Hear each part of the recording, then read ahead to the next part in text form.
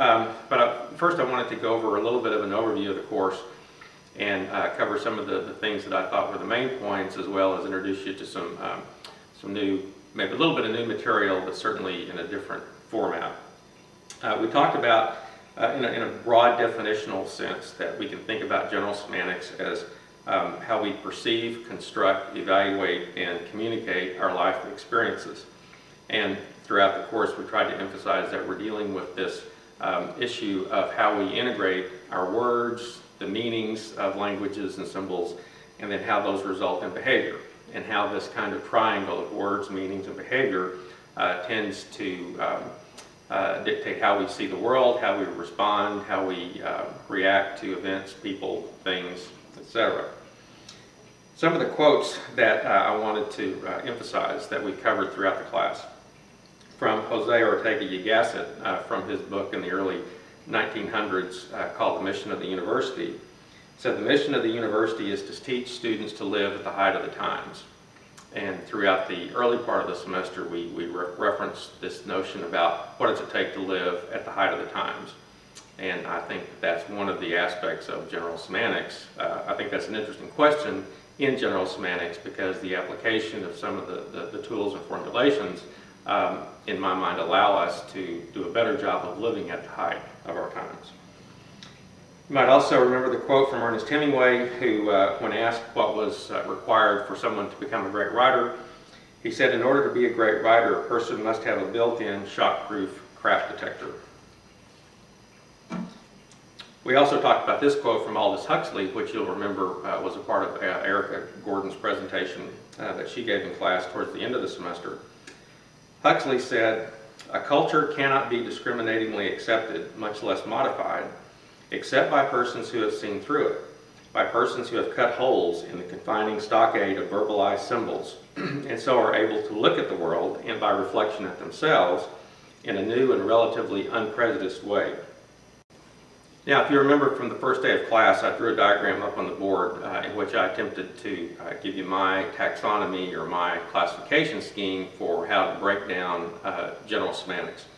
And if you remember, I drew it as a five-piece pie with a spiral that started from the center and worked out, which would imply that as you learn a little bit about each of the different pieces of the pie, you tend to go out in a spiral manner and learn more and more.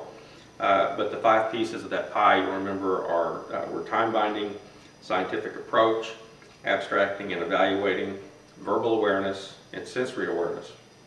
Now, time binding, we talked quite a bit about at the beginning of the semester, that dealt with, that was Korzybski's term for defining the key differentiator between humans and other animals, which had to do with the development of the human cortex, such that we have the ability to manipulate symbols. And through the manipulation of symbols and language, we have the opportunity to, or we have the capacity to build on the knowledge and experience of our ancestors, as well as those who lived during the current times. So we have the abilities to build on and expand at an exponential rate human knowledge, both knowledge from our own personal standpoints to apply in our own personal lives, as well as building upon the overall knowledge of the species.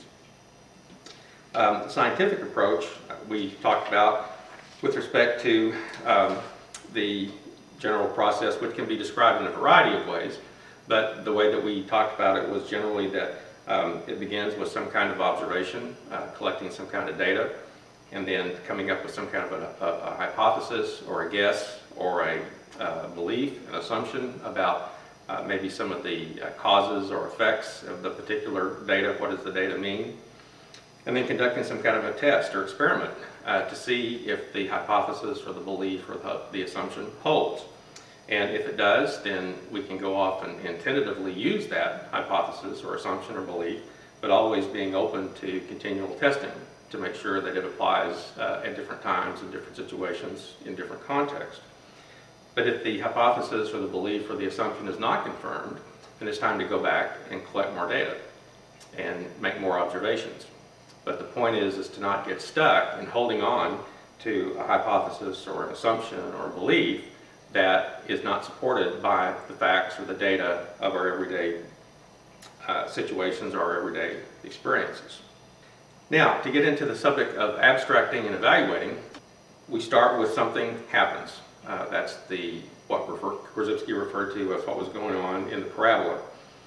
And the key points to remember are that our nervous systems, the sensory apparatus that we have to interface with what goes on around us, is limited and it's restricted, and we each have our own peculiar ways of viewing the world and being able to experience all the sensory data that's out there to be experienced. And so from that imperfect, incomplete sensory nervous system, we have the opportunities to have some kind of cognitive awareness of what's going on that we can describe in very descriptive terms. But the description that we make of our experience is not the same thing as our experience. It's of a different order. And by the same token, then the meaning or the significance that we derive from any particular event or any particular experience is not what we say about it. So this notion of being able to discriminate each of these different levels or these different orders or these different types of activity is key to what we call the abstracting or the evaluating process. And we need to remember then that in terms of what happens, we cannot ever experience or sense everything that happens around us. And what we sense or experience is not the same thing as what we sense or experience. It's of a different order. It happens inside of our nervous systems. It's the experience that we construct from our sensory data. And that what we can describe is not what we sense, and that what it means or what the significance is not what we describe. So each of these different steps, each of these different orders or levels in the abstracting process is important to remember when we're going through some kind of a situation where we need to be reflexive, self-reflexive, or aware of how we're responding to something, particularly if we're not pleased with our response and we want to respond in a different way.